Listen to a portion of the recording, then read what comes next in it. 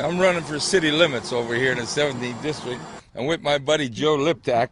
We're a two-man team. We're campaigning against everybody. We're asking everybody to surrender. How about it, Joe? Yeah, you better believe it.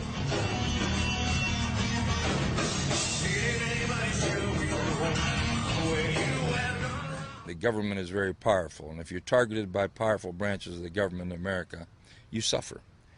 A lot of people don't want to believe that. They don't believe that until their life and their freedom is in jeopardy.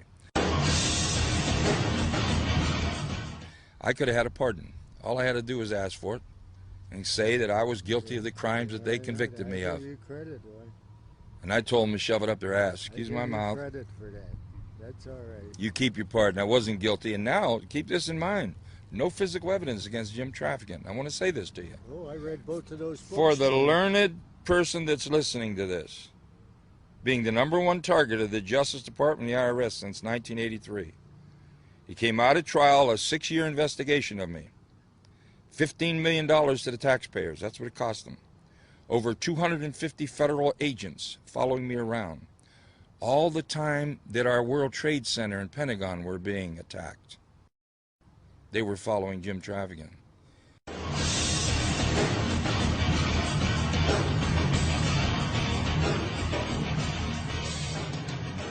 They voluntarily admitted at trial that they made no tapes, audio or video, on Jim Traficant.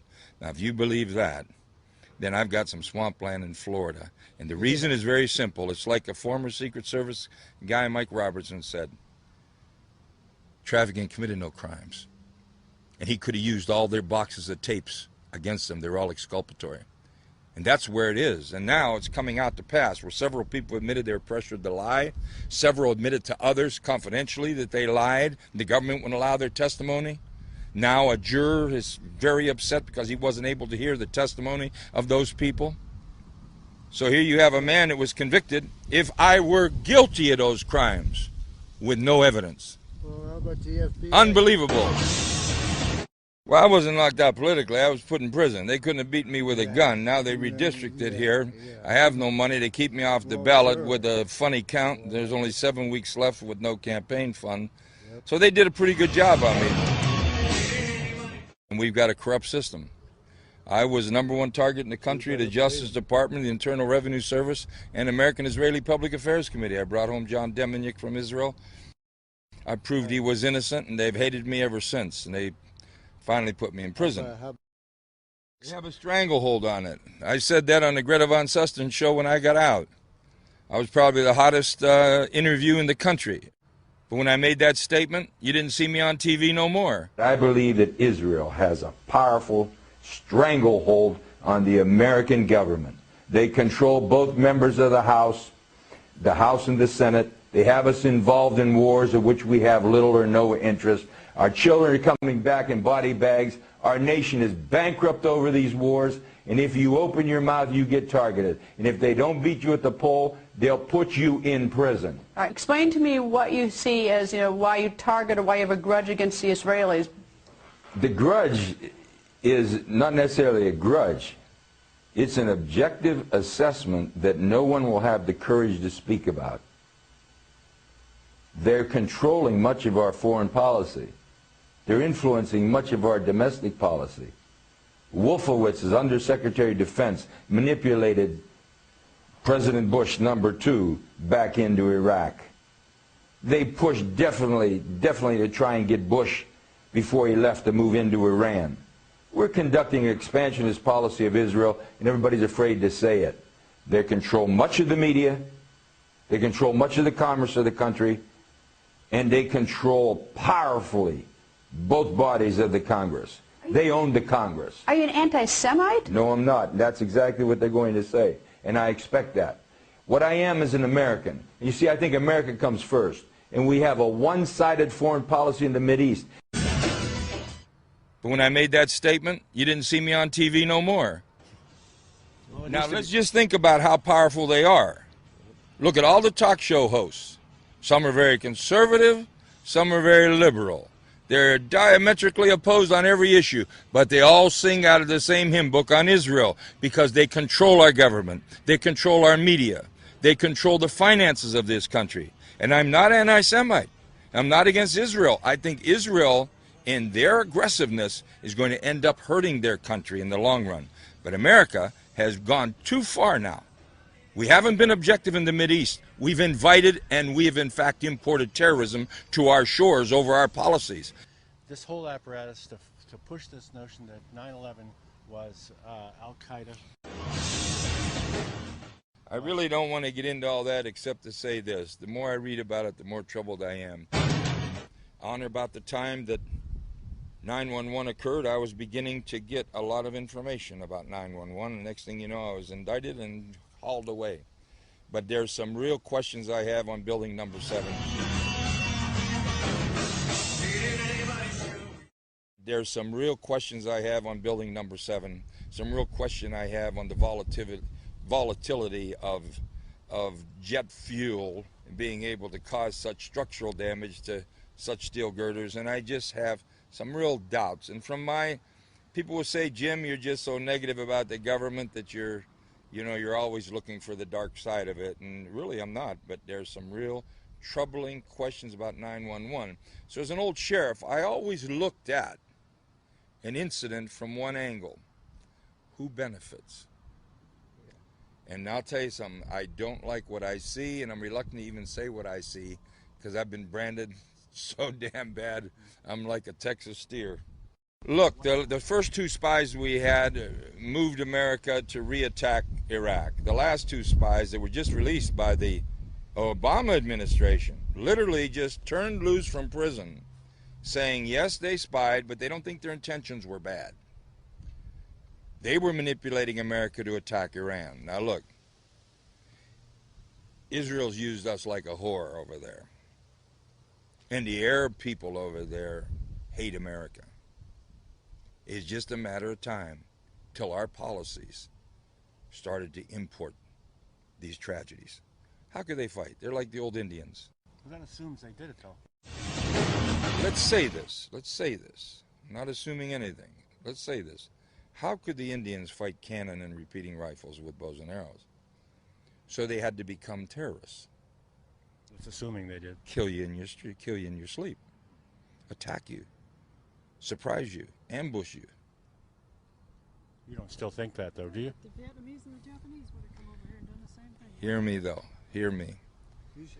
These nations that are bitter against America, they have no military might. They have only one way to fight. And the only way they have to fight would be through terrorist acts. But I think some of these terrorist acts might just be perpetrated by other people who want to see America then retaliate against the so-called terrorists.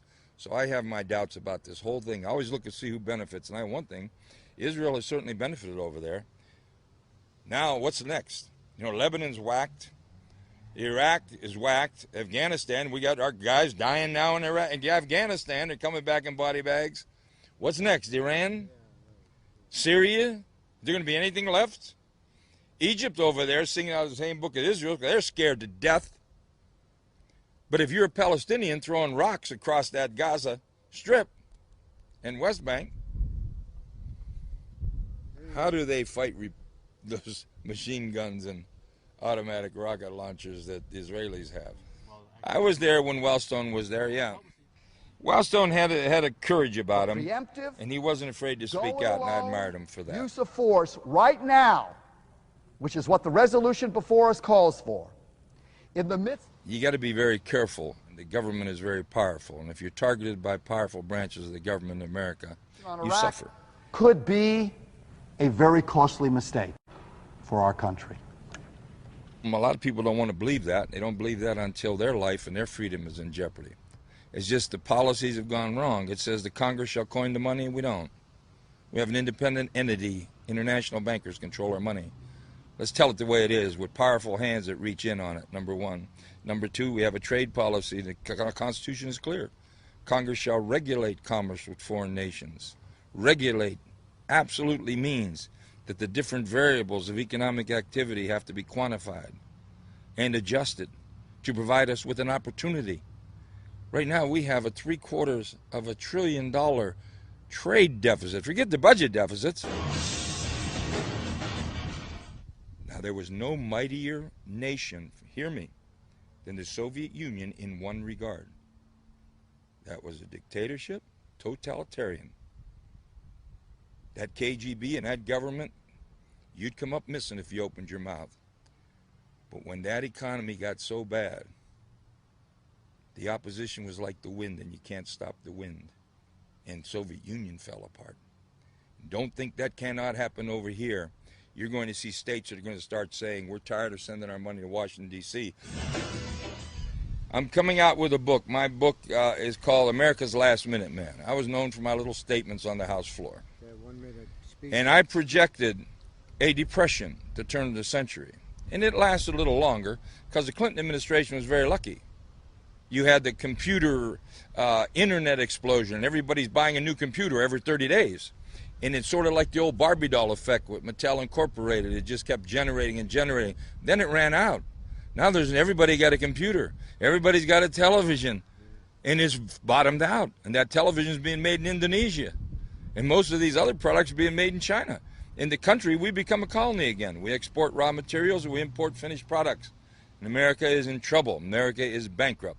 And my speech on the House floor in March of '93 states exactly why. You're on our own little cell phone. This is the Jimmy T and the Joey L cell phone. Right. How you doing? Not as good as you. Hello, American Bandstand.